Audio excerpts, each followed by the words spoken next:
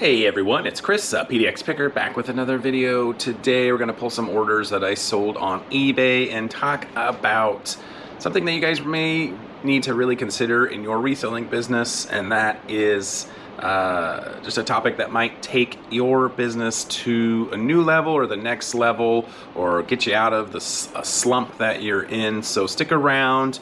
I think it'll be a valuable topic, and we'll get into it right after we pull some orders and the intro song plays.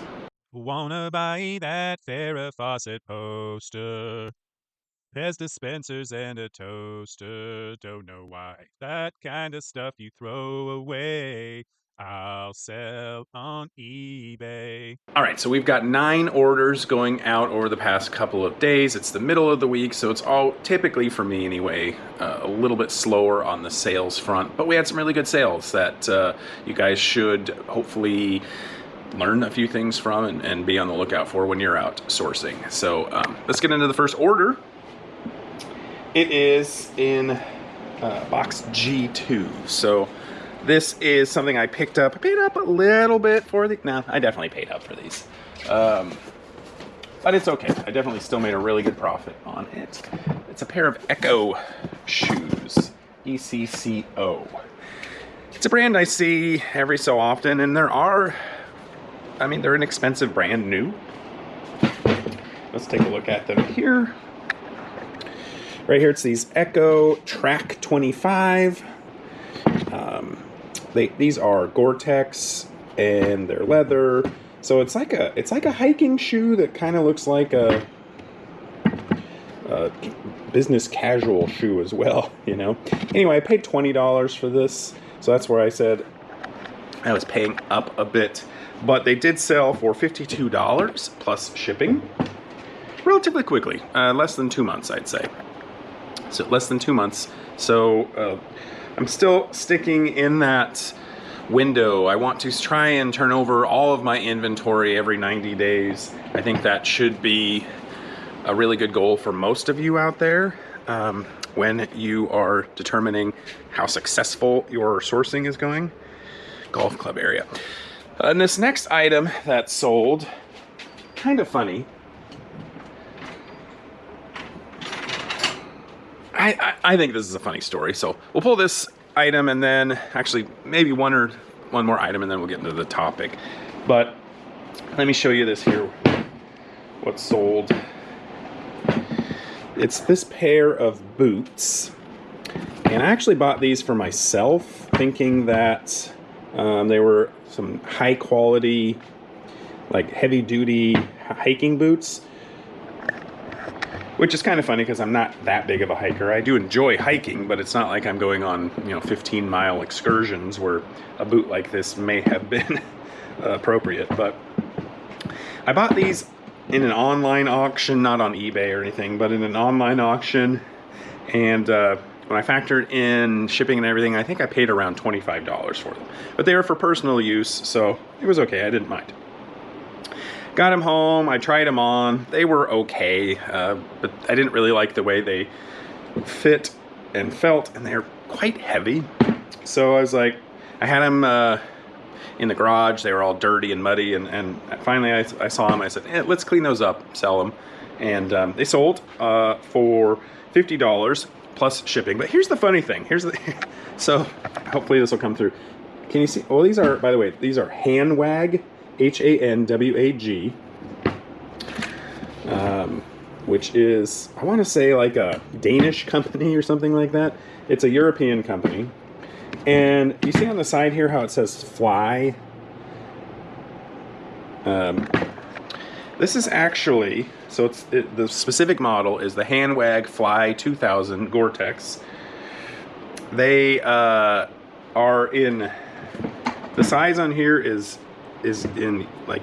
European or UK size. So first of all, I bought the wrong size. It says size 10 on here because that's the size I wear, but that's size 10 UK, which is size 11 in US. So they're way too big, probably part of the reason why they didn't fit well or feel good. But these are actually designed for parasailing, of all things. That's what the Fly is referring to. I don't really know if maybe that's a specific European term that means like base jumping, or, I mean, to me, paragliding is you're strapped to the back of a boat on the beach in Mexico, and you're soaring above the beach with a parachute, but you're tethered to the boat down below. And I wouldn't see why you would need these kind of boots for that. But maybe I'm quite certain I'm probably misunderstanding the term. But anyway, these sold in like 3 days of listing them. This is an older model. There's a newer one. I mean, brand new, these go for like $250 or $300. But this is an older model, and I was really happy to get the $50 out of it. So, but just a parasailing boot. I don't know. Maybe comment below if you guys have more experience with exactly what that is. I could probably Google it, but I'm lazy and I won't. So, all right, let's pull one more order and then we'll get into the topic. And I think the topic will kind of explain itself a little bit after I pull this next order. So it's in box 33. Pick these up for $10. And also sold very quickly, maybe 2 weeks at the most. Probably not even that long. So right here we have a pair of Keen. These are the Flint model. These are steel-toed. So it's a combination of like I mean, I'm sure it's designed for people to wear on the job, but maybe it's a job site where they have some hiking type, or, you know, they're doing a fair amount of walking, but they also need protection for their toe. So that sold, like I said, I bought for $10 and that sold for $30. But in a super short period of time. I listed them originally for $35, but took an offer for $30. So, all right, you guys see a pattern here with what has sold so far. Not everything that I've sold today falls in this pattern, but there are actually 2 more pairs of shoes. So I'm going to drop in and add this piece because I think it's important for a lot of the new viewers out there. This is my 4th year into reselling, but in the past 6 months, I have had record months 4 out of those 6 months. And I have just been on a huge upward trajectory in terms of the sales growth in my business. I'm not the biggest reseller out there by any stretch of the imagination, but I have gone from, you know, on average maybe about $2,000 a month in sales to I consistently am hitting $3,000, $3,500, over $4,000 a month in sales. And it's because of what I'm going to share with you guys here in the next couple of minutes. So if you're interested in that kind of growth in your business, keep watching, pay attention. I know there's a lot of folks out there that in your reselling business, especially if it's a hobby, you want to sell things that are interesting and fun, and shoes or clothes might not fall into that category. And I totally understand that. It isn't exactly super fun to find shoes and clean them up, because almost all of these required at least some cleaning, and then list those and wait around for somebody to buy them. It's not maybe as fun as the chances of finding like a big home run where you buy something for $1 and it sells for $200, or whatever, where you have these big huge home runs because of it's like a collectible or an antique or something rare. The chances of finding something like that is not nearly as high when it comes with buying shoes. Sometimes with some clothes you could do that, but I think especially with shoes it's just rarely going to be the case.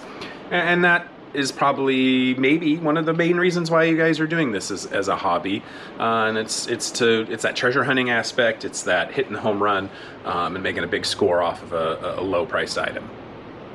But here's the thing, you have to reevaluate why it is you're doing this. Is it purely for that fun home run hope treasure hunting hit? Is that why you're doing it? And if so, that is totally fine. There's nothing wrong with that at all. As long as you keep staying motivated, trying to do that along the way, because those, for me anyway, are few and far between. It's not something that I find regularly. But if that's what your motivation is, go for it. Keep it up. But if your motivation, like a lot of us, I think, if your motivation is just to make some extra money and kind of side hustle this thing, the chances of you making consistent money doing that treasure hunting home run outlook, it's not nearly as much as if you it's not nearly as high as if you change your philosophy a little bit and hunt for more of this bread and butter type stuff. The bread and butter items, meaning things like shoes and clothes, which are items that are not exciting, but still make good profit, that's going to sustain your business over the ups and downs of any kind of market that we have. Going back to the pandemic time period, I think a lot of you maybe got into the reselling right around then, or maybe recently you have because you heard of stories of the success that people had during the pandemic. Prices were going crazy. Everyone was getting top dollar for almost everything of interest or need. And the reselling business was up, and people were just making tons and tons of money. But we're coming down. We haven't, obviously everyone knows how the economy is doing. Just money is not flowing as freely as it has been lately. And I think the sales have been going down for a lot of folks. But we got into this business, for a lot of us, to make extra money, right? So we need to figure out, what do we need to do? What do we need to change in order to keep that goal happening? The goal of making extra money. It comes down to opening up your philosophy, opening up your comfort level to go ahead and source and try and sell things that maybe aren't that interesting or maybe aren't that fun in terms of what you're selling. So what I've done is I've added significantly these bread and butter type items, and for me that's shoes and clothing in general, but more specifically shoes. I have increased the number of shoes that I've sold by probably 600-700%. When I look at my statistics, the amount of shoes that I sell is now versus what I did in the past. Huge increase in what that is. And it's because of things like this. Now, the profit on these isn't spectacular, but I have 3 items here that total $130, a little bit over that. In a day of sales. I have 2 more shoes in here, and I'm just going to go ahead and pull those now so that you guys can see exactly what I'm talking about here. So this next item that sold, it's a pair of shoes that I bought for $8, and it sold for me in less than 2 weeks.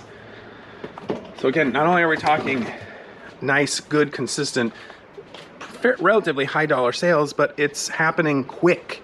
And that is also important to how you can reinvest that money quickly back in your business to buy new inventory so that you always have good stuff to list. So these shoes right here, they are a pair of Under Armour Fat Tire 3 trail running shoes. There's some wear on them. These are not pristine, but I picked them up for $8 and they sold for $33. They have the BOA, whatever this is called. This BOA, whatever, you know what I'm talking about here. Instead of shoelaces, it has the BOA thing. And, another aspect of this is, I'm not buying winter boots right now. I'm buying things that people are going to use in the summer months.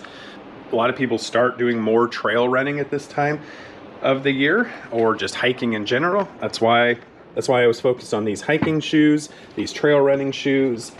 Maybe more people do parasailing in the summer, and this is it's a work shoe, but it's also a hiking shoe at the same time. So it's important to not only branch out into additional categories, things like shoes, but make sure that the shoes are relevant to the time of year, when you're listing them.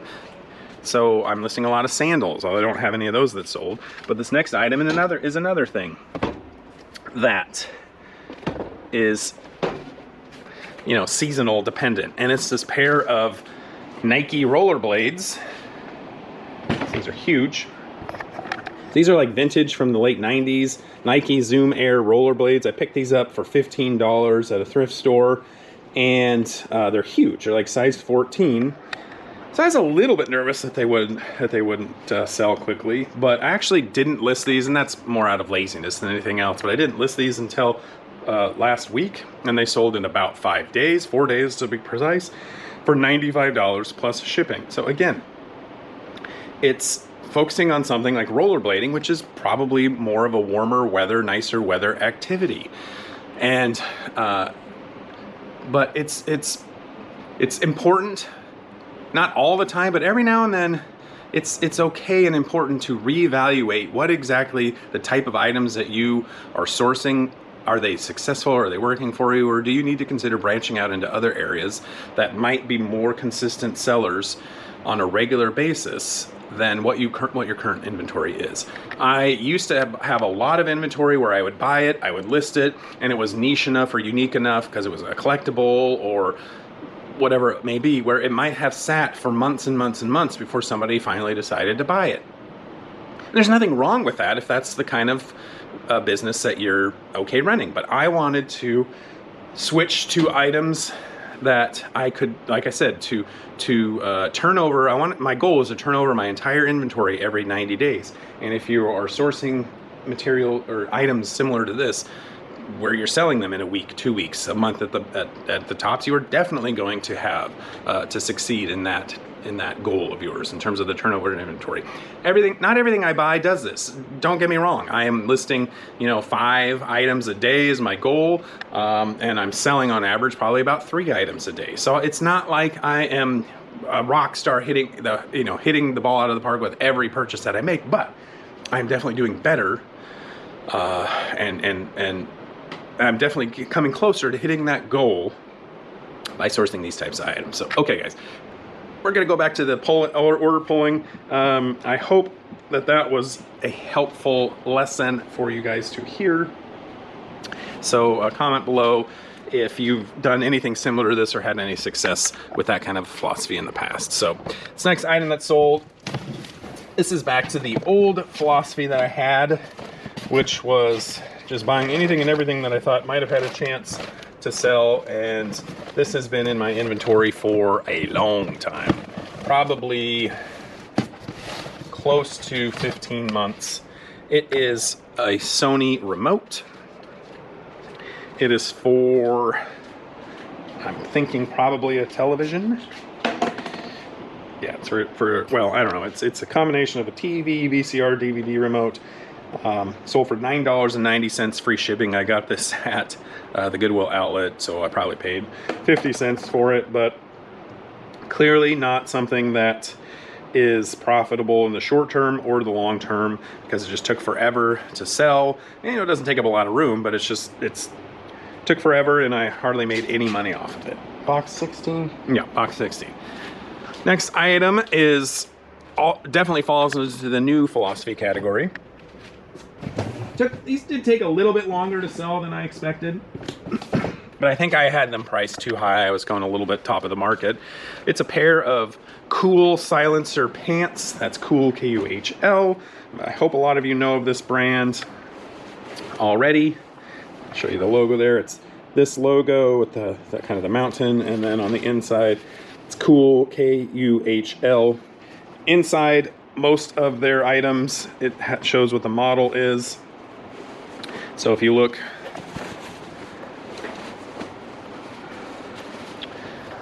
on the inside here, you can see it says Silencer, S-I-L-E-N-C-R. Picked these up for $10 at Goodwill. They were on 50% off, originally $19.99, and sold these for $31 plus shipping in about 2.5 months or so, maybe 3 months. So definitely falls in that category of a quick sell within 90 days.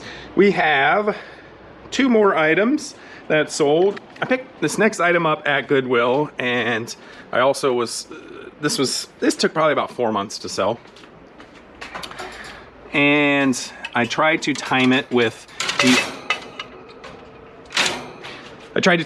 the start of baseball season, but it is a baseball bat here. It's an Adidas Aero Burner.